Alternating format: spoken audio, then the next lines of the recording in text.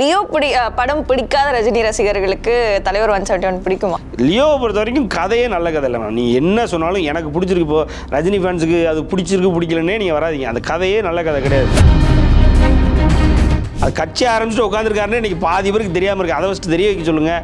ரெண்டாவது பார்த்திங்க அப்படின்னா அவருக்கு சிஎம் ஆகிறதுக்கு என்னென்ன வழி இருக்குன்னு சொல்லிக் கொடுக்க சொல்லுங்கள். கேரளாவில் பார்த்தியா என் தளபதிக்கு மாதம் அப்படின்னு சொல்லி ஒரு பெரிய வீடியோ வருது. அது என்னென்னு பார்த்தா ஃபஸ்ட் டேயில் பாருங்கள் எவ்வளோ கூட்டம், செகண்ட் டேயில் எவ்வளோ கூட்டம், தேர்ட் டேயில் எவ்வளோ கூட்டம். எதுக்கு இது?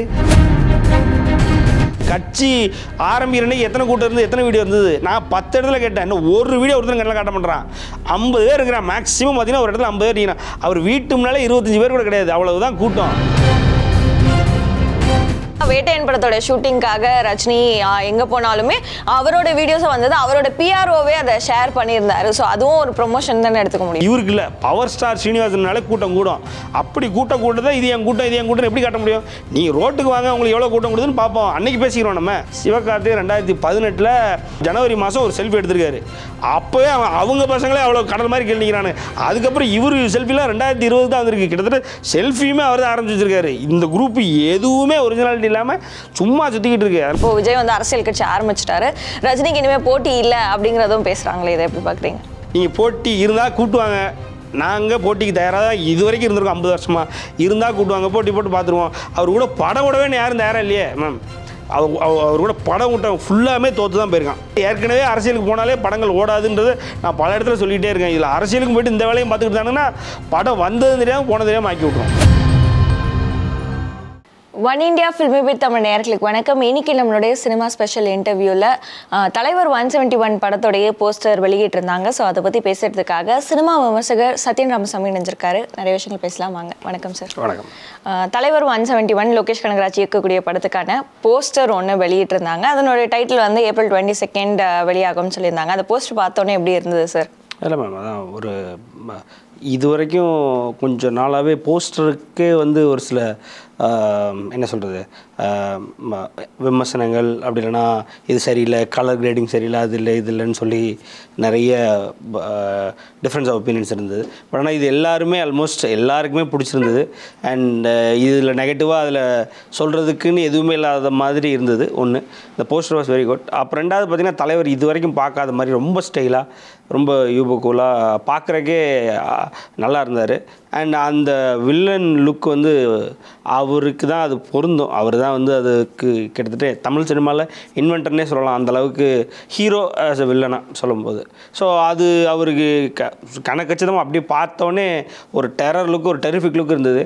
அப்புறம் அந்த கலர் கிரேடிங் எல்லாமே சூப்பராக இருந்தது. அவரோட ஹேர், அதாவது அவரோட விக்கு, அந்த ஸ்டைலு அது நல்லா இருந்தது. அப்புறம் என்ன சொல்ல வராங்க அப்படின்னு நிறைய பேர் நேற்றுலேருந்து ஒரு 1000 வீடியோ வந்துருக்குன்னு நினைக்கிறேன். டீகோடிங் பண்ணுறேன், அது பண்ணுறேன், இது பண்ணுறேன், ரோலக்ஸுக்கு அப்பா, இது டைம் ட்ராவலு, வாட்சு வச்சு கதை, ஒரு ஃபர்ஸ்ட் ஹாஃபில் வந்து ஒரு நல்ல தலைவர், நல்ல ரஜினி, செகண்ட் ஹாஃபில் கெட்ட ரஜினி, டைம் ட்ராவல் பண்ணி முன்னாடி போகிறாரு, அவருடைய இது விதியை அவரே மாற்றி வைக்கிறார், அது இதுன்னு வழக்கம் போல். ஸோ லோகேஷ் கனகராஜ் அவரை பொறுத்த வரைக்கும் இது ஒரு பிக்கஸ்ட் அனௌன்ஸ்மெண்ட்டு அவருக்கு. ஸோ இது வரைக்கும் நிறைய அனௌன்ஸ்மெண்ட் அவருக்கு வந்திருக்கு. இந்த எக்ஸ்பெக்டேஷனை க்ரியேட் பண்ண அளவுக்கு எந்த அனௌன்ஸ்மெண்ட்டும் க்ரியேட் பண்ணல. அது ஒன்று. ரெண்டாவது, அந்த படம் இப்போது அவங்க ரொம்ப ஸ்பீடாக இருக்கிறாங்கன்றது தெரிய வந்துருச்சு மேம். அதாவது இப்போ வேட்டையன் வந்து லைக்காட்ட இருக்குது, ஆல்மோஸ்ட் ஒரு ஸ்கெடியூல் இருக்குதுன்னு நினைக்கிறேன். இன்னொரு 4-5 டேஸ்க்கு ஷூட் இருக்கும் தலைவருக்குன்னு நினைக்கிறேன். அதுக்கப்புறம் பார்த்திங்க அப்படின்னா அதோட முடிஞ்சுது, ஸ்கெடியூல் ஃபுல்லாமே முடியுது. வேறு ஏதாவது சின்ன பாட்டு இருந்தால் எடுத்துகிட்டு அப்புறம் போஸ்ட் ப்ரொடக்ஷன் போகுது. படம் வந்து இன்னொரு மேக்ஸிமம் 4-5 மாதத்தில் வந்து படம் வந்து ரிலீஸ் ஆயிரும் அப்படின்ற அளவுக்கு ரொம்ப ஃபாஸ்ட்டாக தான் இருக்குது. ஸோ வேட்டையன் முடிகிறதுக்கு முன்னாடியே இப்போ கிட்டத்தட்ட அதை விட டபுள் மடங்கு, இன்னும் சொல்ல போனால் ட்ரிபிள் மடங்கு கிரேஸை கிரியேட் பண்ணிடுச்சு நேற்று அந்த போஸ்டர். இப்போ 22 அனௌன்ஸ் பண்ணிட்டாங்க. என்ன பேர் அப்படின்றது வந்து விசாரித்த வரைக்கும் அது வந்து ஏதோ இங்கிலீஷ் நேம் தான் இருக்கும் அப்படின்ற மாதிரி சொன்னாங்க. ஸோ எப்படி வரப்போகுது என்ன ஏதுன்றது உண்மையிலே வந்து எக்ஸைட்மெண்ட். ஏன்னா தமிழ் சினிமாவினுடைய எத்தனையோ படங்கள் 1000 கோடி 500 300ன்னு சொல்லியிருக்கிறாங்க. அது ஃபுல்லாமே சூப்பர் ஸ்டார் தான் அடுத்தடுத்து வச்சுக்கிட்டே இருந்திருக்காரு. 100 150 200 300 500 800. இப்போ அதே மாதிரி முதல் 1000 கோடி ஈஸியாக மூவ் பண்ணிடும். ஏன்னா அந்த எக்ஸ்பெக்டேஷனை போன வருஷத்துலேருந்தே செட் பண்ண ஆரம்பிச்சிட்டார். இப்போ போன வருஷம் பார்த்திங்க அப்படின்னா 650 crores முதல்ல ஓவராலாக படம் முடியும் பொழுது 702 crores மாதிரி முடித்தாங்க. அது ஆரம்பித்தார். அப்புறம் பார்த்திங்கன்னா இப்போது வேட்டையன் வந்து ஏறக்குறைய அமிதாப் பச்சன்லாம் இருக்கிறன்றதுனால ஈஸியாக பேன் இண்டியனில் படம் இந்தியா ஃபுல்லாக இன்னும் சொல்லப்போனால் இப்போ நீங்கள் இந்தியாவை தாண்டி அவருக்கு இருக்கிற கிரேஸு ஷாருக்கானுக்கும் அவருக்கு தான் கிட்டத்தட்ட ஈக்குவல் கிரேஸ்ன்னு சொல்லுவாங்க. ஸோ அது இருக்குது, அவருக்கு அந்த மார்க்கெட் இருக்குது. ஸோ நார்த் இந்தியன் மார்க்கெட்டில் ஜெயிலர்லாம் புஷ் பண்ணியிருந்தால் அப்போவே அது நடந்திருக்கும். இது வந்து அழகாக வந்து ஆட்டோமேட்டிக்காக அமிதாப் பச்சன் இருக்காருன்றனால அந்த காம்பினேஷன் பார்க்க நம்ம நிறைய தடவை பேசியிருக்கோம், வந்துடுவாங்க. ஸோ அது செட் பண்ணி வச்சுட்டார் அப்படின்னா ஒரு பேன் இண்டியன் லெவலில் அவர் செட் பண்ணி அந்த படம் எப்படி வந்து நல்ல கருத்தை சொல்ல வந்திருப்பார். சூப்பர் ஸ்டார் நல்ல கருத்தை சொல்கிறாரு அப்படின்னா கேட்குறதுக்குன்னு ஒரு கூட்டம் இருக்குது. ஸோ அவரோட ஸ்டேச்சர் அப்படி. ஸோ அப்படி இருக்கும் பொழுது அப்படி அந்த படம் நல்லா ஹிட் ஆகி ஒரு பேன் இண்டியா லெவலில் அடுத்த படத்துக்கு ஒரு பெரிய எக்ஸ்பெக்டேஷன் செட் பண்ணி வச்சுருவார். இது ஆல்ரெடி ஒரு எக்ஸ்பெக்டேஷனோடய நீங்கள் ஆரம்பிக்கும் பொழுது அந்த வேட்டையினுடைய வெற்றியும் சேர்ந்து இந்த படத்தை வந்து எங்கேயோ கொண்டு போய் வைக்க போகுது. அதில் எந்த மாற்று கருத்து இல்லை. அதுக்கு நேற்று வந்த போஸ்டர் வந்து சரியான போஸ்டர் மேம். ஏன்னா என்ன சொல்ல வரோம் என்ன ஏதுன்னு அதில் பார்த்தீங்கன்னா அவர் ரொம்ப டிமாண்ட் பண்ணி கேட்டது என்ன, ட்ரக்ஸு இதெல்லாம் எதுவுமே இல்லாமல் எனக்கு வேணும், அவங்க படத்தில் அது நிறைய இருக்குது, அது வேணான்ற மாதிரி கேட்டிருக்காரு. ஸோ அப்போ அது வந்து லோகேஷ் கனகராஜ் அவர்களே அந்த மாதிரி இருக்காது, ஒரு ஸ்டாண்டலோன் ஃபிலிம் தான் சொல்லிட்டாரு.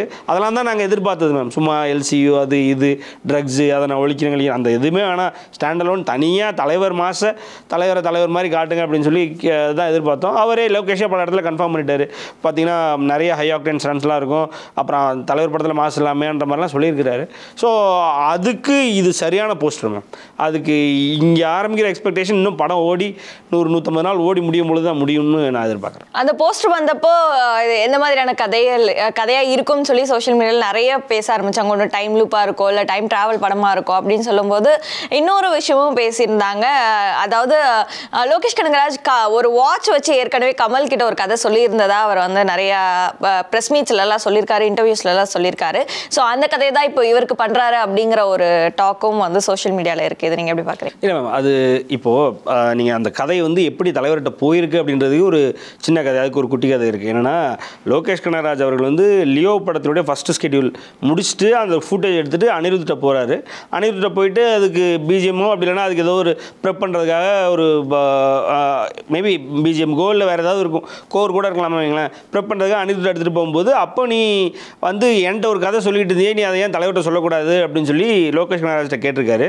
லோகேஷ் கனகராஜ் வந்து இதுக்கு முன்னாடியே கமலனுடைய ப்ரொடக்ஷன் அதாவது RK5 தலைவர் வச்சு எடுக்கிறதா இருந்தது, கொரோனாக்கு முன்னாடி 2020 எடுக்கிறதா இருந்தது. ஸோ அது ஆல்மோஸ்ட் வந்து அவரை போய் மீட் பண்ணதெல்லாம் இருக்கும். இப்போவே பார்த்தீங்கன்னா போய் மீட் பண்ணது, அப்புறம் தலைவர் போய் மீட் பண்ணது, கமலஹாசனை போய் மீட் பண்ணது, ரெண்டு பேரும் எல்லாரையும் மீட் பண்ணி அப்போவே அது ஃபைனலைஸ் ஆன ஒரு ஸ்கிரிப்ட். அதுக்கப்புறம் பார்த்திங்க அப்படின்னா தலைவர் பிஸி ஆகிட்டார். அதுக்கப்புறம் கொரோனா வந்துருச்சு, அரசியல் அது இதுன்னு எல்லாமே இல்லாமல் போய் அப்புறம் கொரோனா வந்துருச்சு, அது மாதிரி ஒரு மாதிரி வேறு மாதிரி ஆயிடுச்சு. அப்போ நீ மறுபடியும் லியோ அங்கே கட் பண்ணால் அப்படி லியோவுக்கு வருது. இப்போ நீங்கள் மறுபடியும் எதுக்கு ஏன் ஒரு கதையை போய் நீங்கள் தலைவர்கிட்ட சொல்லக்கூடாது, ஏன்ட்ட ஒரு கதையை சொல்லிட்டு இருந்தே அப்படின்னு சொல்லி அனிருத் அவர்கள் வந்து லோகேஷ் கனகராஜ் சொல்கிறாரு. சரி சொன்ன உடனே அப்போ நீ அப்பாயின்மெண்ட் கேளு அப்படின்னோடனே தலைவர் உடனே அப்பாயின்மெண்ட் கொடுக்குறாரு. தலைவர்கிட்ட போய் உட்காந்த உடனே தலைவர் கேட்ட முதல் கேள்வி லோகேஷ் கனகராஜ்கிட்ட, என்ன திடீர்னு ஒரே நாளில் அப்பாயின்மெண்ட் கேட்டு உடனே வரீங்களே, அப்படி என்ன புதுசாக நல்ல கதையை பிடிச்சிட்டிங்கன்னு தான் கேட்டிருக்காரு. ஸோ தலைவருக்கு இந்த பேக்ரவுண்டில் இவங்க எழுதுகிற கதைகள்லாம் அவருக்கு ஒன்றும் தெரியாது. அவர் வந்து ஒரு படம் முடிச்சிட்டானா அடுத்த படம் அவர் என்றைக்குமே வந்து என்ன முடிவு பண்ணுறாருன்றது அவருக்குள்ளே தான் வச்சுருப்பார். யார் இப்போது வேட்டையனுக்கு முன்னாடி பார்த்திங்க அப்படின்னா 2 டேரக்டர்ஸ், ஒரு 2 ஃப்ரெஷர்ஸ், நீங்கள் சிபி இருக்கட்டும், டான் படத்தினுடைய சிபி, தலைவருடைய ஃபேன் வெறியர் தேசிங் பெரிய இருக்கட்டும், அவங்க 2 பேரும் போய் தலைவர்கிட்ட கதை சொன்னாங்க. அப்போ அவருக்கு அது பிடிக்கலையோ மேபி அவருக்கு செட் ஆகும்னு நினைக்கல, இல்லை அது மாதிரி அவர் பண்ணியிருக்கலாம், டிஃப்ரெண்ட் ரீசன்ஸ் இருக்கும். அப்போது அது வேணாம் கொஞ்சம் வெயிட் பண்ணுங்க நான் சொல்கிறேன் அப்படின்னு அடுத்த கதையை கேட்டு இவங்க உடனே என்ன சொன்னாங்க அப்படின்னா தலைவர் வெயிட் பண்ண வச்சு எல்லாருடைய வாழ்க்கையை எடுத்துக்கிட்டு இருக்காரு வச்சுட்டு அப்படின்னு சொல்லி சொன்னாங்க. அப்படிலாம் எடுத்துக்கிட்டிங்கன்னா நடிகர்களுக்கு ஒரு பெரிய லிஸ்ட்டே இருக்கும். அதெல்லாம் நம்ம சொல்ல முடியும். ஏன்னா இண்டஸ்ட்ரின்னு வந்துட்டு நீங்கள் கதை சொல்லி உங்கள் கதை ஓகே பண்ணுற வரைக்கும் நீங்கள் வெயிட் பண்ணி தான் ஆகணும். முதல் படம் எடுத்தனாலும் சரி, நீங்கள் 10 படம் கழிச்சு எடுத்தாலும் சரி. கௌதம் வாசுதேவனுக்கு நடக்கலையே, எல்லா பெரிய ஆக்டர்ஸ்க்கே நடக்கும். ஏன் சங்கர் சாரே தலைவர்கிட்ட கதை சொல்லி வெயிட் பண்ணார். ஏறக்குறைய 6 படமாக என்னமோ முடிச்சுட்டு தான் சிவாஜி ஓகே பண்ணார். முதல்ல ஜென்டில்மேன்லேருந்து எல்லாம் அவர்கிட்ட போயிட்டு தான் வந்திருக்கு.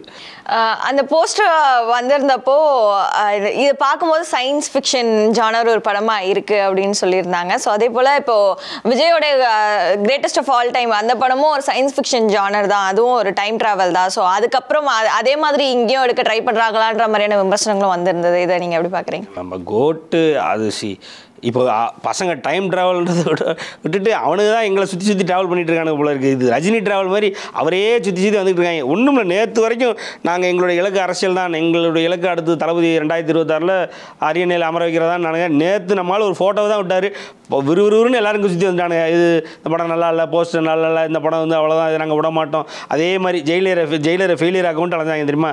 அது மாதிரி இந்த படத்தை நாங்கள் இந்த படம் அடி வாங்குற அடி நீங்கள் யாரும் இதுவரை நீங்கள் நினச்சி பார்த்துருக்க மாட்டீங்க. நாங்கள் இந்த படத்தை நேற்று இது வரைக்கும் லோகேஷ் கனகராஜோடைய படங்கள் அதே மாதிரி லைக்கு நாங்கள் போடும்போது லைக்கு நிறைய வந்தது, நீங்கள் போடும்போது லைக் அதே வேலையை தான். டைம் ட்ராவல்ன்றதை விட்டுட்டு அவங்க ரஜினி ட்ராவல் பண்ணிகிட்டு இருக்காங்க. அவங்கள ஒழுங்காக பொலிட்டிக்கல் அவரை கட்சி ஆரம்பிச்சுட்டு உட்காந்துருக்காருன்னு இன்றைக்கி பாதி பேருக்கு தெரியாமல் இருக்குது. அதை ஃபஸ்ட்டு தெரிய வைக்க சொல்லுங்கள்.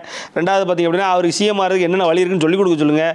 இவங்க ஒழுங்காக இருக்குன்னு இருந்தால் தான் அவர் சிஎம் அப்படின்றத முதல்ல சொல்லிக் கொடுங்க. இதுக்கப்புறம் வந்து அவங்கள பார்த்து நம்ம காப்பி அடிக்கிறதெல்லாம் இருக்கட்டும். ஸோ இதில் என்னென்ன மேம், இது கோட்டு இப்போ அனௌன்ஸ் பண்ணது, தலைவர் 71 எப்போ அனௌன்ஸ் பண்ணுது, இந்த டிஃப்ரென்ஸ் கூட அவனுக்கு தெரியாது. அதான் அவங்களுக்கு இன்னும் படிப்பறிவு இல்லை. ரெண்டாவது பார்த்திங்க அப்படின்னா என்ன நடந்துகிட்டு இருக்குது, சுற்றி நடந்துகிட்டு இருக்குது ஃபுல்லாக ஏதோ அவங்கள சுற்றியே உலகம் சுற்றிட்டு இருக்கமா நினச்சிட்டு இருக்கானுங்க.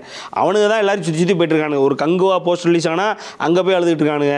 ஒரு என்ன சொல்கிறது, விடாமுயற்சிக்கு ஒரு அப்டேட் வந்துன்னா அங்கே போய் அழுகிறான். போய் அழுகாத இடமே இல்லைன்ற மாதிரி இருக்குது. இப்போ நேற்றும் பார்த்தீங்கன்னா உண்மையிலே எதுவும் டிஸ்டர்ப் பண்ண மாட்டானுன்னு நினச்சேன். சரி நம்ம கோட்டு, ஏன்னா வெங்கட் பிரபு சார் நமக்கு பிடிக்கும். இதே இவனுக்கு இப்போ ஒன்றும் இல்லை, உங்களுக்கும் தெரியும், இந்த இடத்துல வந்து நம்ம ஒரு 10 ரிப்போர்ட் பண்ணியிருப்போம் நினைக்கிறேன். லியோவுக்கு நாங்கள் கொடுத்த டார்ச்சர் மாதிரி வேறு எதுவுமே இல்லை. ஏன் கொடுத்தோம் அப்படின்னா எங்களுக்கான ஆசையாக இப்போ எங்களை விட்டு அவர் மேலே போயிட்டார், வளர்ந்துட்டார், அப்படி இப்படின்னு நாங்கள் எதை நினைக்க போகிறோமா, அதெல்லாம் உண்மையே கிடையாதுன்றது எங்களுக்கு தெரியும். அவரை பற்றி நாங்கள் பார்த்து வளர்ந்தவர் விஜய். அப்போது நாங்கள் எதுக்கு அவருடைய படத்தை தடுத்து நிறுத்தணும், எங்களுடைய வளர்ச்சி அவர் எப்படியும் மீற முடியாதுன்றதெல்லாம் எங்களுக்கு தெரியும். ஒன்றும் இல்லை, ஒரு சின்ன வெஞ்சன்ஸு, ஒரு சின்ன ஸ்பார்க்கு பண்ணி விட்டானுங்க. அதில் போய் முடிஞ்சது தான் லியோ இப்போது அவங்களாலே கொண்டாட முடியல, அவங்களாலே கொண்டாட முடியல இல்லையா? அது காரணம் யார்? அவங்களே உட்காந்து சொல்கிறாங்க ரஜினி ஃபேன்ஸ் தான் அந்த படத்தை விடாமல் ஆக்கிட்டாங்க அப்படின்னு சொல்லி. விஜய்க்கு சப்போர்ட் பண்ணுற பெரிய என்ன சொல்கிறது ஜேர்னலிஸ்ட்டும் சரி, விஜய்க்கு சப்போர்ட் பண்ணி பேசுகிறவங்க எல்லாருமே வந்து ரஜினி ஃபேன்ஸ் இதை வந்து ஒரு வெஞ்சன்ஸோட பண்ணிட்டேன்னு சொல்கிறாங்க. அதுதான் நடந்தது. இப்படி அவங்க நினச்சி ஜெயிலர் ஏதாவது பண்ண முடிஞ்சதா, இல்லை வேறு ஏதாவது ஒரு படத்தை ஏதாவது பண்ண முடிஞ்சதா? ஒன்றுமே கிடையாது. அப்புறமும் கூட இவர் வந்து இந்த தலைவர் 171 கோட்டையும் முடிச்சு விட்ருவோம். அவ்வளோதான், சிம்பிள். அந்த படம் வந்ததே ஏற்கனவே அரசியலுக்கு போனாலே படங்கள் ஓடாதுன்றது நான் பல இடத்துல சொல்லிகிட்டே இருக்கேன். இதில் அரசியலுக்கு போயிட்டு இந்த வேலையும் பார்த்துக்கிட்டு தாங்கன்னா படம் வந்தது தெரியாமல் போனது தெரியாமல் ஆக்கி விட்ருவோம். அது சொல்லியிருக்கேன். நீங்கள் லியோ படம் லோகேஷ் கனகராஜ் தான் எடுத்திருந்தாரு. அந்த படம் வந்து நெகட்டிவான விமர்சனம் நிறைய வந்திருந்தது. ஸோ இப்போ அவர் தான் தலைவர் 171 எடுக்கிறாரு. ஸோ லியோ படம் பிடிக்காத ரஜினி ரசிகர்களுக்கு தலைவர் 171 பிடிக்குமா? இல்லை மேம், சார் லியோ வந்து பிடிக்காது அப்படின்றதோட நல்லா இல்லைன்றதாம முக்கியம். பிடிக்கும் பிடிக்காதுன்றது வேற. இப்போது ஒரு நல்ல படமே பிடிக்கும் பிடிக்காதுன்றதெல்லாம் இருக்குது. இப்போ லால்ஸ் எல்லாம் பார்த்திங்க அப்படின்னா கதை வந்து அவ்வளோ அழகான கதை, சூப்பராக இருந்தது. நீங்கள் ஆடியன்ஸ் வந்து ரெஸ்பான்ஸ் வந்து எங்கேயுமே வந்து தப்பாக வரல. பட் ஆனால் என்ன சொல்கிறது, பிடிக்கும் பிடிக்காதுன்றது வேறு மேம், கம்ப்ளீட்டாக மாற்றிடும். நல்ல கதையாக நல்ல கதையில் என்னதை வேறு. நால்சலாம் நல்ல கதை நிறைய பேருக்கு பிடிக்கும். இப்போ பிசி சென்டருக்கு பிடிக்கும். அந்த மதம் ஜாதி அப்படின்ற அந்த டிஸ்கஷன் பண்ணுறவங்களுக்கு அந்த படம் பிடிக்கும். முஸ்லீம்ஸுக்கு பிடிக்கும். பிடிக்காத ஒரு குரூப் இருக்குது. இப்போ பார்த்திங்க அப்படின்னா இப்போ சங்கிகளுக்கு அந்த படம் பிடிக்குமானா பிடிக்காது. எதுக்கு இவர் நம்ம சங்கின்னு கொண்டாடிட்டு இருக்கோமோ, இவர் எதுக்கு தொப்பியை போட்டு அங்கே போய் நிற்கிறாருன்னு அவங்களுக்கு பிடிக்காது. ஸோ படம் நல்ல படமாக கெட்ட படமான்றதான் எங்கள் விஷயம்.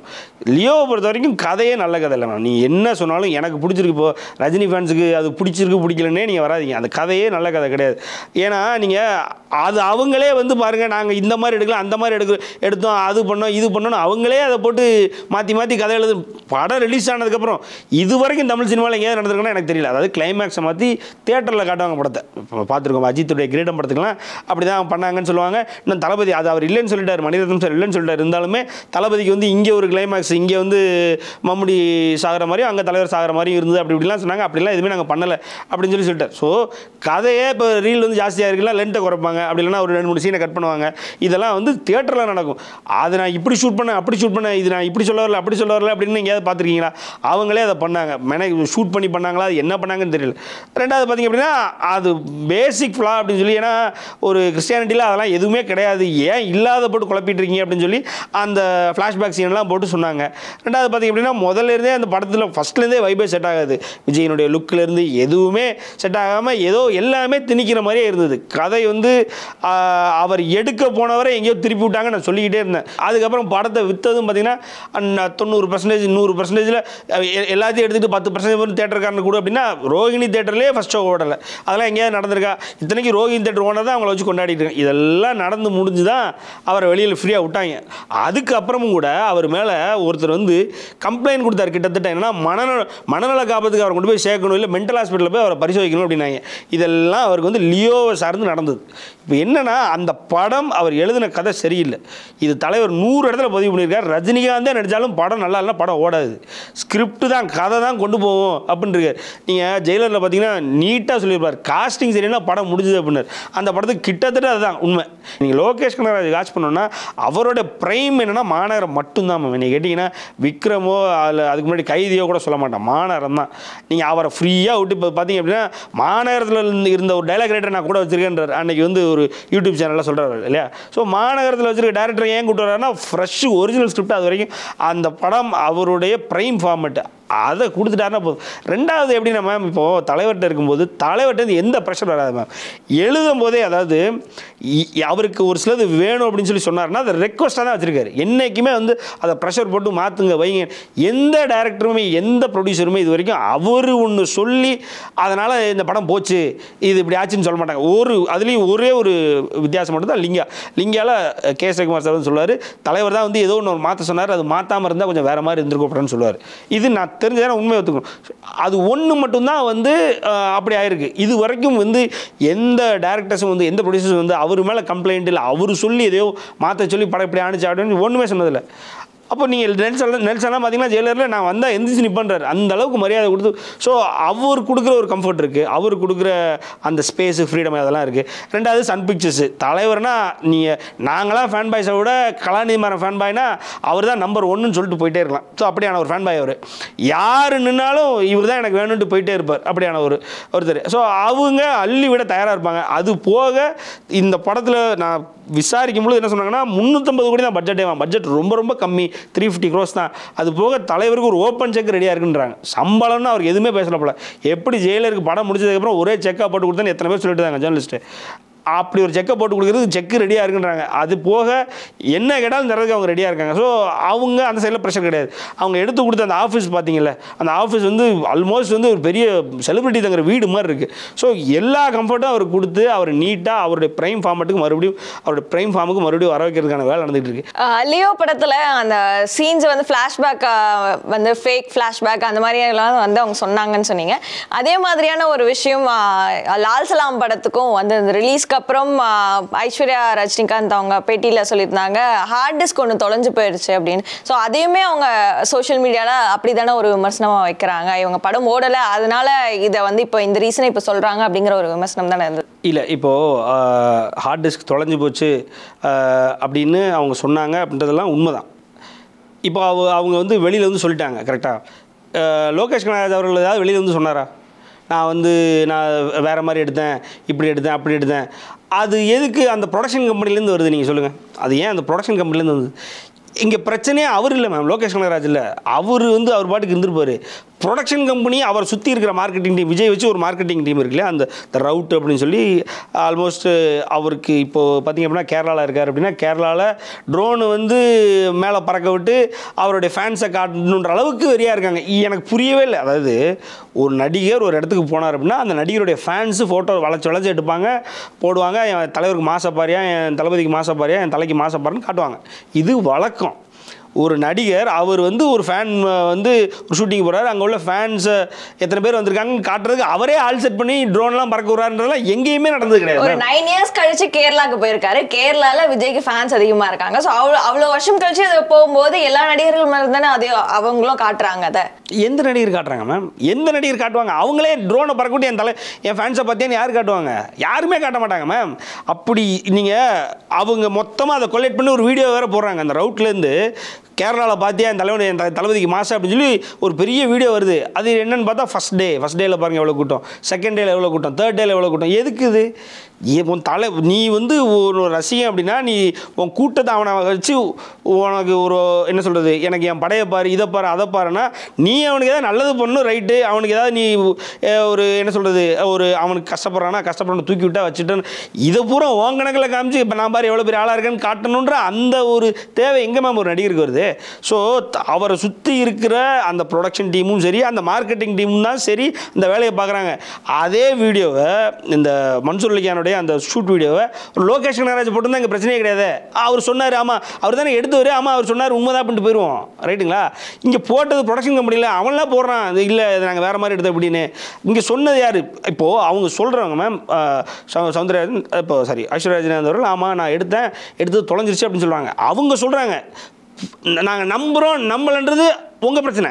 அது வந்து இப்போ நான் நம்புகிறேன். இப்போ என்னையை பொறுத்த வரைக்கும் இப்போ என்னை கேட்டிங்கன்னா தலைவர் வந்து பொய்யை சொல்லி ஒரு இடத்துல இது வரைக்கும் வாழணுன்ற அவசியம் இல்லாதவர், அவர் பொய்யை சொல்லி இன்னும் இப்படி பொய் சொல்லிட்டாரு வச்சுட்டாரு அப்படின்னு சொல்லி ஒருத்தன் கூட இவர் கிளைம் பண்ணதில்லை. இது வரைக்கும் 50 வருஷம் இதே சினிமாவில் இருந்திருக்காரு.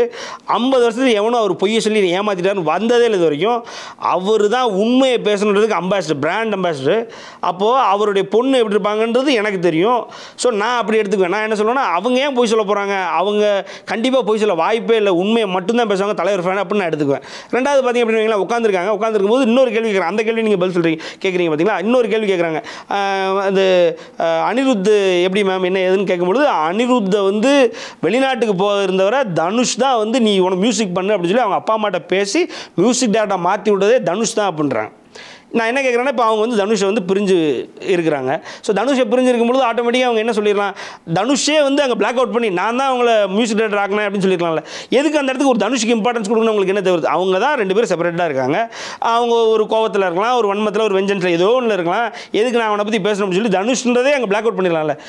ஸோ உண்மையை பேசணும். அங்கே அனிருத் ரவிச்சந்திரன் வந்து இன்றைக்கி இந்தியாவிலே மிகப்பெரிய மியூசிக் டேரக்டராக இருக்காருன்னா அது காரணம் வந்து அதுக்கு விதை போட்டு தனுஷ் தான். இவங்களுக்கும் தனுஷுக்கும் இன்றைக்கி ஆகுதோ ஆகலையோ அதுதான் உண்மை. அதை பேசணும்னு நினைக்கிறாங்களே, அப்போ அந்த மனசு இருக்குல்ல, அப்போ அதை உண்மை அதை சொல்லணும்னு நினைக்கிறவங்களுக்கு இது உண்மையை தான் சொல்லுவாங்கன்னு நான் நினச்சிட்டு போயிடுவேன். இந்த ஃபோட்டோஸ் வீடியோஸ் வந்ததுக்கு சொன்னீங்க, அதே மாதிரி தான் வேட்டையன் படத்தோட ஷூட்டிங்காக ரஜினி எங்கே போனாலுமே அவரோட வீடியோஸை வந்தது, அவரோட பிஆர்ஓவே அதை ஷேர் பண்ணியிருந்தாரு. ஸோ அதுவும் ஒரு ப்ரொமோஷன் தானே எடுத்துக்க முடியும்? இல்லை மேம், அவரோட பிஆர்ஓ அவருக்கு மட்டும் பிஆர்ஓ இல்லை, நீங்கள் அவரும் விஜய்க்கும் பிஆர்ஓ. இப்போது இந்த வேட்டையனுக்கு நீங்கள் பண்ணுறாரு அப்படின்னு சொல்கிறீங்க, இதுக்கு முன்னாடி அவர் எந்த தலைவர் படத்துக்கு பண்ணியிருக்காரு நீங்கள் சொல்லுங்கள். அது இல்லாமல் பிஆர்ஓ ஷேர் பண்ணியிருக்கான்றீங்க, அது பிஆர்ஓ எடுத்தாரா, பிஆர்ஓ சம்மந்தோட டீம் எடுத்தாங்களா? அவருடைய ஒரிஜினல் வீடியோனா இல்லை, அங்கங்கே ஷேர் ஆனதை அவர் ரீட்வீட் பண்ணியிருப்பார். அவர் மேபி ஏதாவது ஒரு 2 வீடியோ கிடச்சிருந்தா போட்டுருப்பார் ஒழிய அதெல்லாம் பியூர்லி ஏன்னா எங்கள் ஊர் பக்கத்தில் நடந்த விஷயம், நான் திருநெல்வேலி எங்கள் ஊர் பக்கத்தில் நடந்த விஷயம் நாங்கள்லாம் கண்ணால் பார்த்தோம். அது இல்லாமல் அவருக்கு மலேசியாவிலே இதெல்லாம் நடந்திருக்கு. இவங்கெல்லாம் இன்றைக்கி சம்பாதிக்கிறதுக்கு முன்னாடியே ஃபேன்ஸ் இதுதான் இப்போ ஆசைப்பட்டு காட்டுறாங்களே, அதுக்கு முன்னாடியே அவர் இன்னும் 90s 80s கதை சொல்லுவாங்க மேம். 90ஸ்லாம் அவர் போயஸ் கார்டனுக்குள்ளே கடல் மாதிரி ஒரு கூட்டத்தில் வெளியில் அவர் நடந்து வருவார் மேம். இன்னும் எம்ஜிஆர் அவர்கள் பார்க்கும் பொழுது ஒரு கூட்டம் நின்றுட்டுருக்கோம், அவர் இதில் போயிட்டுருப்பார், ஒரு ட்ராலியில் இதில் போயிட்டுருப்பார். போகும்போது அவரை திரும்பி காட்ட சொல்லி ஒரு கை காட்டுவாங்க. அவருடைய மாசெல்லாம் அப்போயே ஒரு கட்டத்திலே அதெல்லாம் உருவாகி நாங்கள் இவங்க இன்றைக்கி இப்போ தான் உருவாக்கிட்டு இருக்காங்க, முடிச்சிட்டோம் மேம். ஆல்மோஸ்ட் இப்போ நாங்கள் வந்து இன்னொரு 5 படம் நடிப்போமா மேக்ஸிமம் மேம், ஆல்மோஸ்ட் முடிகிற ஸ்டேட்டில் இருக்கும். இவரையும் போட்டு கம்பேர் பண்ணல ஒன்றுமே இல்லை. நான் என்ன சொல்கிறேன்னா நீங்கள் கரெக்டாக பார்த்தீங்கன்னா ரவுட்டுன்றது விஜய் அவர்களுடைய பேஜ், சோஷியல் மீடியா பேஜ் அட்மினாக இருக்கிற ஒரு ஓனராக இருக்கிற கம்பெனி. விஜய் வந்து இந்த லியோவுடைய அந்த வாரிசினுடைய இது ஆடியோ லான்ச்சில் என்னோட அட்மினை கூப்பிடுவான்னு சொல்லி அவரை தான் கூப்பிடுறாரு. அப்போ அவங்க தான் அந்த வீடியோவெல்லாம் எடுத்து அவங்களா பப்ளிஷ் பண்ணுறாங்க. அது கிளியராக இருக்குது. இதெல்லாம் நீங்கள் வந்து அலிகேஷன்ஸ் நீங்கள் என்ன வேணாலும் நீங்கள் சொல்லிக்கோங்க. ஆனால் கிளியராக சொல்கிறோம், இது வந்து பியூர்லி ஃபேன்ஸ் வந்து எடுக்கிற வீடியோஸை எல்லோரும் ஷேர் பண்ணுறது வைக்கிறது அப்படி தான் நடந்துக்கிட்டு இருக்க ஒழிய அது போக நீங்கள் அவங்க போகாத நேரத்தில், அதாவது குறிப்பிட்ட விஜய் அவர்கள் ஃபோட்டோ எடுக்கிறார் இல்லையா, இந்த செல்ஃபிலாம் அங்கங்கே போனால் எல்லாம் மேலே ஏறி எடுக்கிறார் இல்லையா, அவர் ரிலீஸ் பண்ணாமல் அந்த ரவுட்டு ரிலீஸ் பண்ணாமல் எத்தனை வீடியோ இருக்குது நீங்கள் சொல்லுங்கள். எத்தனை வீடியோ அவங்க ஃபேன்ஸு கூட்டமாக இருக்கிற வீடியோ எத்தனை வீடியோ? ஒன்று கூட கிடையாது. விஜய் ரிலீஸ் பண்ணுற செல்ஃபீஸும் ரவுட் ரிலீஸ் பண்ணுற வீடியோவில் மட்டும்தான் விஜய் ஃபேன்ஸ்ன்னு இருக்காங்க. அவங்க கட்சி ஒன்று வந்துருக்கல மேம், அந்த கட்சி ஆரம்பிக்கிறனே எத்தனை கூட்டம் இருந்து எத்தனை வீடியோ இருந்தது? நான் 10 இடத்துல கேட்டேன், இன்னும் ஒரு வீடியோ ஒருத்தர் கண்ணில் காட்ட பண்ணுறான். 50 பேர் இருக்கிறான் மேக்ஸிமம். பார்த்தீங்கன்னா ஒரு இடத்துல 50 பேர் இருக்கீங்க. அவர் வீட்டு முன்னாலே 25 பேர் கூட கிடையாது, அவ்வளவுதான் கூட்டம். அவங்க பிளான் பண்ணிக்கிறாங்க மேம். ஷூட்டிங் ஸ்பாட்னா கூட்டம் கூட தாங்க செய்யும். இது ஒரு கூட்டம் நீங்கள் எப்படி எதிர்பார்க்க முடியும்? நீங்கள் நானும் ரோட்டில் நடந்து போட்டு ஒரு ஷூட்டிங் நடந்தால் ஒரு நிமிஷம் நின்று பார்த்துட்டு போவோம் பார்க்கணும். இது இயல்பு. அங்கே ஒரு நடிகர் இருக்கிறாரு, அப்போ அந்த நடிகர் ஷூட்டிங் நடந்துட்டு அவர் வரப்போறாரு அப்படின்னா ஆட்டோமேட்டிக்காக இது இவருக்கு இல்லை, பவர் ஸ்டார் ஸ்ரீனிவாசனாலே கூட்டம் கூடும். அப்படி கூட்டத்தை இது என் கூட்டம் எப்படி காட்ட முடியும்? நீங்கள் ரோட்டுக்கு வாங்க, உங்களுக்கு எவ்வளோ கூட்டம் கொடுதுன்னு பார்ப்போம், அன்னைக்கு பேசிக்கிறோம் நம்ம. ரைட்டா? இப்போ கட்சிக்காரன் இருக்கிறான், ஒவ்வொரு கட்சிக்காரனும் ஆளுக்கு கூட்டம் சேர்த்து எவ்வளோ பெரிய மாநாட்டெல்லாம் போடுறான். அந்த மாதிரி நீங்கள் கூட்டம் சேர்த்து மாநாடு போடுங்க, ஓகே.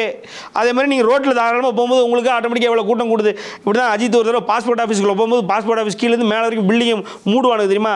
அவர் ரைஃபிளுக்கு போவார், ரைஃபிள் ஷூட்டிங் போவார் திருச்சியில் ஒரு பில்டிங்கில். இந்த பில்டிங் கீழே கடல் மாதிரி நிற்பானுங்க. அதெல்லாம் தன்னிச்சையாக கூடுற கூட்டம். இது அப்படி கிடையாது. ஷூட்டிங் ஸ்பாட்டுக்கு எங்கனாலும் கூடும். ரெண்டாவது இவங்க செல்ஃபி எடுக்க போகிறோம், இவங்க எல்லாமே செட் பண்ணிவிட்டு கரெக்டாக கேரவன் மேலே ஏற்றி நிறுத்துறாங்க. அவரை கரெக்டாக அந்த இடத்துல வெளியில் எது கேரவன் நிற்கிதுன்னு தெரியல. ஷூட்டிங் ஸ்பாட்டு பக்கத்தில் கேரவன் நிற்கும். இது எல்லாம் முடிச்சுட்டு பில்டிங் வெளியே ஒரு கேரவன் நிறுத்தி வச்சிருக்காங்க. ஏன்னே தெரியல. அது மேலே ஏறி நிற்கிறாரு, ஏறணுன்னு அவர் ஷூட் எடுத்துக்கிறாரு. அதெல்லாம் அவங்க ப்ராப்பர் பிளான்டு ஷூட்டு. நீங்கள் அதெல்லாம் இது கூட நீங்கள் உண்மையிலே சொல்கிறேன், விஜய் அவர்கள் பண்ணுற அந்த பிளான்டு அஜெண்டா கூட எந்த நடிகரையும் நீங்கள் இன்னைக்கு உள்ள சிவகார்த்திகேயன் நீங்கள் கம்பேர் பண்ணக்கூடாது. அது கூட நேற்று ஒன்று போகிற இடத்துல பார்த்த ஒரு இன்ஃபர்மேஷனு, சிவகார்த்திகேயன் 2018 சீமராஜா படம் வரும்பொழுது, அது 2018 வேலைக்காரன் இட்டுக்கு அப்புறம் ஜனவரி மாதம் ஒரு செல்ஃபி எடுத்திருக்காரு. அப்போவே அவங்க பசங்களே அவ்வளோ கடல் மாதிரி கேள்விக்கிறானு. அதுக்கப்புறம் இவர் செல்ஃபிலாம் 2020 தான் வந்திருக்கு. கிட்டத்தட்ட செல்ஃபியுமே அவர் தான் ஆரம்பிச்சு வச்சிருக்காரு. இந்த குரூப் எதுவுமே ஒரிஜினாலிட்டி இல்லாமல் சும்மா சுற்றிக்கிட்டு இருக்கு. அதனால் இது கூட யாரையும் கம்பேர் பண்ண, இன்றைக்கி வந்து சிவகார்த்திகேயன் கவின் வரைக்கும் கூட கம்பேர் பண்ணக்கூடாது. இது பிளான்ட் அஜெண்டா உள்ள குரூப். அதுகளுக்கெல்லாம் நடந்தால் நடக்கும் அப்படின்ற மாதிரியான குரூப். அதையும் இதையும் கம்பேர் பண்ணாதீங்க நீங்கள். நம்பர் 1 ஹீரோ நடிகர் யாருங்கிற ஒரு சர்ச்சை வாரிசு படம் வந்தப்போ இருந்தது. அது இப்போ லியோ ஜெயிலர் வரும்போதுமே அந்த ஒரு போட்டிங்கிறது இருந்தது. ஸோ அப்போ வந்து ரஜினிக்கு போட்டி விஜய் தான் அப்படின்னு பேசப்பட்டு இருந்தது. இப்போ விஜய் வந்து அரசியல் கட்சி ஆரம்பிச்சிட்டாரு, ரஜினிக்கு இனிமேல் போட்டி இல்லை அப்படிங்கிறதும் பேசுகிறாங்களே, இதை எப்படி பார்க்குறீங்க? ரஜினிக்கு போட்டி இல்லையாம்மா? ரஜினிக்கு போட்டி இல்லாமல் இருக்காது மேம். ரஜினிக்கு போட்டி இல்லாமல் எப்போ இருந்தது அப்படின்னா 1975லேருந்து 76 வரைக்கும் இருந்தது. அந்த ஒரு வருஷம் மட்டும் இருந்தது மேம். அதுக்கப்புறம் 77லேருந்தே கமலஹாசன் கூட வந்துகிட்டே இருந்தார். அதுக்கப்புறம் ஒவ்வொருத்தராக வருவாங்க. நீங்கள் சத்யராஜ், விஜயகாந்த், பிரபு, கார்த்திக், ராமராஜன், வேறு யார், ஸோ அப்படி டிஆர், பாக்யராஜ் சொல்லிட்டேன்னா, பாண்டியராஜன், பார்த்திபன், இப்படி எல்லாரும் வந்திருக்காங்க. அவருக்கு போட்டி இல்லாத ஒரு நிமிஷம் கூட கிடையாது. அப்படியே வந்து கடைசியில் பார்த்தீங்க அப்படின்னா அப்புறம் மறுபடியும் அவங்க எல்லாம் போனாங்க, மறுபடியும் கமலஹாசன் கூட வந்தார். இப்போ ஒரு 4-5 வருஷமாக பார்த்திங்க அப்படின்னா, ஒரு 10 வருஷமாக பார்த்திங்க அப்படின்னா ஏறக்குறைய சூர்யா அவர் நெருங்கிட்டார் அவருடைய இதுன்னு சொன்னாங்க. எழுதும்போது அவருடைய படம் ஒரு எனக்கு தெரியும் மிரர் மேகசின் நினைக்கிறேன், அவருடைய படங்கள் வந்து ஏறக்குறைய இன்றைக்கி சூப்பர் ஸ்டார் சூர்யான்ற மாதிரி எழுதுனாங்க.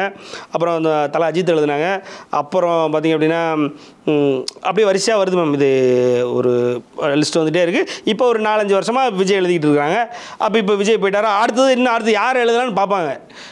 இது அவருக்கு போட்டி இல்லாமல் இருந்ததே இல்லை. இந்த சைடில் தான் பார்த்துருப்பீங்க, இந்த மீம் பல இடத்துல பார்த்துருப்பீங்க. இந்த சைடில் ரஜினின்ற பேர் இருந்துக்கிட்டே இருக்கும், இந்த சைடில் அவருடைய போட்டியாளர்கள் பேர் மாறிக்கிட்டே இருக்கும். இது வந்து சரி, இந்த லிஸ்ட்டில் வந்து நான் வந்து நார்த் இந்தியன் ஆக்டர்ஸாக மறந்துட்டேன். அவங்க பாதி பேர் வந்துட்டு போயிட்டுருப்பாங்க. ஏன்னா ஜானி ஜனார்தன் படம் வரும்பொழுது 3 ரீமேக் பண்ணார். 3 ரீமேக் பண்ணும்போது ஃபர்ஸ்ட்டு ஹிந்தி ஃபில்மு ஆல்மோஸ்ட் வந்து அப்போ இருக்கிற அந்த காலகட்டத்தில் 3மே ஒரே ஒரு ஆக்டர் நடித்து அவங்க கூட இருந்த ஆக்டர்ஸ் யாருமே பண்ணாமல் இருந்தாங்க. அதுவே பெரிய பேஸ் பொருளாக ஆகி பல பேர் அந்த படத்தை பார்க்க வந்தாங்க, கூட்டமாக பார்க்க வந்தாங்க. அப்போ உள்ள சசி கபூர், நீங்கள் எல்லாருமே ரிஷி கபூர்லேருந்து அதுக்கப்புறம் அமிதாப் பச்சன்லேருந்து ஏறக்குறைய தர்மேந்திரா வரைக்கும் இந்த கேள்விகள் கேட்கப்பட்டுச்சு. ஆமாம், Rajinikanth is doing pretty fine அப்படின்னு தான் சொன்னாங்க எல்லாருமே. அங்கேருந்தே வருது அந்த நடிகர் லிஸ்ட்டு. அப்போ அவங்களாம் காம்படிட்டர்ஸாக இருந்து இன்றைக்கி வந்து இங்கே முடிச்சிருக்கோம். இன்றைக்கி விஜய் போயிட்டாருனால அவர் போயிட்டு எங்கேயுமே மறப்பார், திருப்பி வந்துடுவார் மேம். ரொம்பலாம் நீங்கள் அவர் போயிட்டாரு ஐயோன்னு சொல்லாதீங்க. ஏன்னா இங்கே தலைவருக்கு தெரியாதது, தலைவர் ஃபேன்ஸுக்கு தெரியாது, அவங்களுக்கு ஒன்றும் புதுசாக தெரிஞ்ச மாதிரி எனக்கு தெரியல. அப்படியாவது புதுசாக அவங்களுக்கு தெரியும் அப்படின்னு நீங்களாக சொல்லுங்கள். ஏன்னா புதுசாக ஒரு படங்கள் பண்ணி அவர் வந்து மாஸ் காட்டினதில்லை, இல்லை புதுசாக டெக்னிக்கல் பிரில்லியன்ஸ் உள்ள படங்கள் நடித்ததில்லை, இல்லை வேறு ஏதாவது ஒரு ஜோனர் இல்லை ஒரு அவார்ட் கேட்டகரியில் எதுவுமே பண்ணது. தலைவரோட அப்படியே ரூட்டை அப்படியே காப்பி பண்ணுறாரா? சரி, இவங்க ஃபேன்ஸ் தான் புதுசாக ஏதாவது பண்ணுறாங்கன்னா அதே தான் அவருக்கு எக்ஸ்பெக்டேஷனை கிளப்பி அப்படியே அரசியலில் கூட்டு போனாங்க. என்ன அவர் அரசியலுக்கு வந்துட்டார், இவர் அரசியல் அறிவிச்சார், பேக் அடிச்சார், இவர் வந்துட்டு பேக் அடிப்பார், அவ்வளோதான். வேறு ஒன்றும் வித்தியாசம்லாம் இருக்காது. இப்போ எப்படி பாருங்கள், நேற்று போன அரசியலுக்கு போனவங்களும் நேற்று ஒரு போஸ்ட்டை போட்டு திருப்பி வர வைக்கலையா, நேற்று ஃபுல்லாக உட்காந்து கதைட்டு இருந்தாங்க, அதே மாதிரி போயிட்டு மறுபடியும் வந்து கதைட்டு இருப்பாங்க, அவ்வளோதான். அப்போது நீங்கள் கேட்ட கேள்விக்கு வந்துடுறேன். ஸோ தலைவருக்கு போட்டி யாருமே இல்லையா அப்படின்னா, நீங்கள் போட்டி இருந்தால் கூட்டுவாங்க. நாங்கள் போட்டிக்கு தயாராக தான் இது வரைக்கும் இருந்திருக்கோம், 50 வருஷமாக. இருந்தால் கூட்டுவாங்க, போட்டி போட்டு பார்த்துருவோம். அவர் கூட படம் விடவே யாரும் தயாராக இல்லையே மேம். அவர் கூட படம் விட்டவங்க ஃபுல்லாமே தோற்று தான் போயிருக்கான். நீங்கள் எந்த நடிகர் எடுத்துக்கோங்க, நீங்கள் சொல்கிற எந்த நடிகர் தமிழ் சினிமாவில் எடுத்துக்கோங்க, ஏறக்குறைய சவுத் இந்தியன் ஃபிலிம்லேயே அவர் கூட படம் விட்டவன் தோற்று போயிருக்கான்றதான் இது வரைக்கும் வரலாறு.